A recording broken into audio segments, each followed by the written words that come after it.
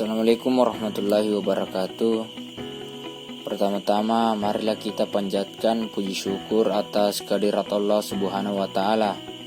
Karena sebab ialah kita mampu menjalankan aktivitas kita sehari-hari. Dan tak lupa pula kita kirimkan salawat beserta salam kepada junjungan kita, yaitu Nabi Muhammad SAW. Pada kesempatan kali ini di mata kuliah Psikologi Keluarga Muslim yang diampu oleh Ibu Emilia Mustari memaparkan materi kami, yaitu pola komunikasi orang tua terhadap remaja.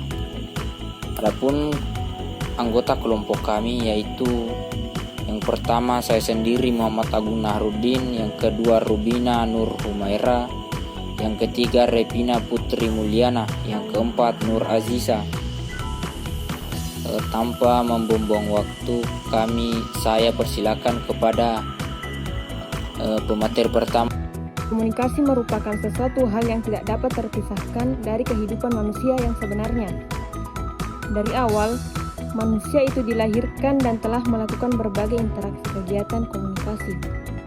Dan sampai kapanpun, manusia selalu dan akan tetap melakukan berbagai kegiatan komunikasi. Komunikasi akan menciptakan hubungan, dan hubungan tersebut akan tercipta antar manusia jika manusia itu melakukan suatu komunikasi. Baik itu komunikasi yang dilakukan secara verbal atau biasa disering disebut berbicara, ataupun secara nonverbal atau simbol, gambar, dan media komunikasi lainnya. Saya akan melanjutkan materi selanjutnya, yaitu komunikasi orang tua terhadap remaja. Komunikasi di dalam keluarga dapat berlangsung secara timbal balik yang selisihnya berganti, bisa dari orang tua terhadap anak atau dari anak terhadap orang tua. Adapun dari anak terhadap anak, ada banyak sekali norma yang telah diwariskan oleh orang tua terhadap anak cucunya seperti berikut, yaitu norma agama, norma akhlak, norma estetika, norma etika, dan juga norma moral. Di dalam keluarga, peran orang tua adalah bertanggung jawab dan memberikan pendidikan yang layak terhadap anak-anaknya dengan berdasarkan nilai-nilai akhlak dan spiritual yang leluhur. Namun tidak semua orang tua dapat melakukan hal ini dikarenakan di dalam kehidupan bermasyarakat sering sekali kita temukan bahwa anak-anak, khusus pada remaja, dengan perilaku yang tidak sepantas. Hal tersebut dapat terjadi dikarenakan kurangnya perhatian dan kasih sayang orang tua serta kurangnya menanamkan nilai-nilai moral terhadap anaknya. Saya Repina Putri Mulyana akan membawakan materi selanjutnya. Buruknya suatu kualitas komunikasi di dalam keluarga tersebut maka akan berdampak negatif bagi suatu keutuhan dan keharmonisan di dalam keluarga itu sendiri.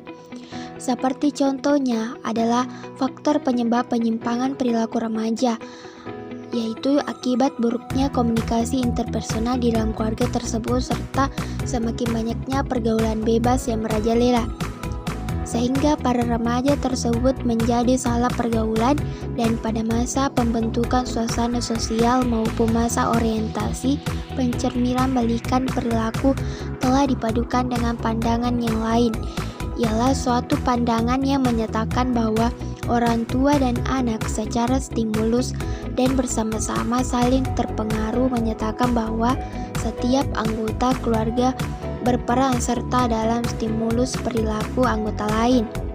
Menurut Capella tahun 1987. Dan sebagian besar masalah komunikasi masa remaja dengan orang tua berfokus pada usaha orang tua untuk mengendalikan perilaku pada remaja mereka. Remaja menyalahkan orang tua tidaklah signifikan dibanding dengan penyebab faktor selain karena orang tua mereka.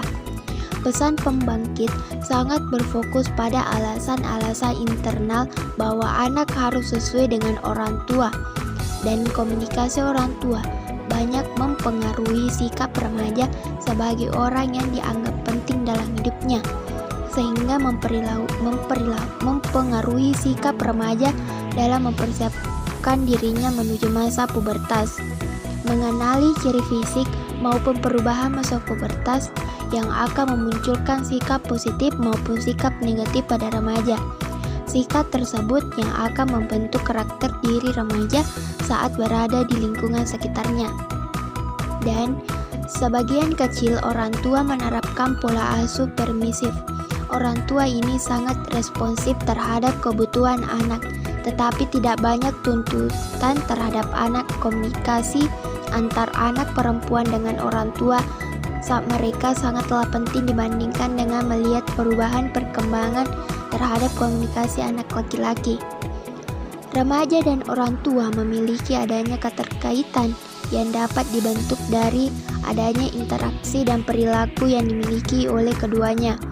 Pola komunikasi orang tua berdasarkan literatur yang didapat ingin mengidentifikasi sikap remaja putri terhadap perubahan fisik yang dialami saat pubertas. Baiklah, saya akan melanjutkan materi yang disampaikan oleh pemateri sebelumnya. Dan orang tua sangat memerlukan namanya komunikasi interpersonal karena komunikasi interpersonal adalah prosesnya memungkinkan berlangsung secara dialogis. Dialog adalah bentuk komunikasi antar pribadi yang menunjukkan adanya suatu interaksi. Mereka yang telah terlibat dalam komunikasi bentuk ini berfungsi ganda, masing-masing menjadi pembicara dan pendengar secara bergantian. Dalam proses komunikasi dialogis, nampaknya ada suatu upaya dari para pelaku komunikasi untuk terjadinya pergantian bersama atau mutual understanding dan empati. Ketika anak-anak dan remaja tidak memiliki hubungan yang dekat dengan orang tua dan tidak mengenal nilai-nilai yang berlaku dalam keluarga, mereka akan menjadi lebih lemah dalam menghadapi tekanan dari teman-temannya.